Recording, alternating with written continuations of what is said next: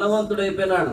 ధనవంతుడు ఆయన అనుకుంటున్నాడు, అప్పుడు నా పంట సమకూర్చుకొనుటకు నాకు స్థలము చాలదు గనుక నేనేమి చేతునని తనలో తాను ఆలోచించుకొని నేను ఇలాగున చేతును, నా కొట్లు విప్పి వాటి కంటే గొప్ప వాటిని కట్టించి అందులో నా ధాన్యమంతటిని నా ఆస్తిని సమకూర్చుకొని నా ప్రాణముతో ప్రాణమా అనేక సంవత్సరములకు విస్తారమైన ఆస్తి నీకు సమకూర్చబడి ఉన్నది, సుఖించుము, తినుము, త్రాగుము, సంతోషించుమను చెప్పుకుందును అనుకోనేను.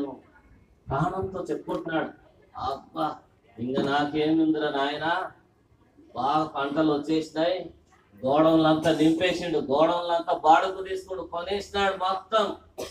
ఎక్కడిదక్కడ బీరువా నిండా డబ్బే, ఎక్కడ చూసినా పంట, మంచి పంటలు వచ్చేసినాయి, డబ్బు వచ్చే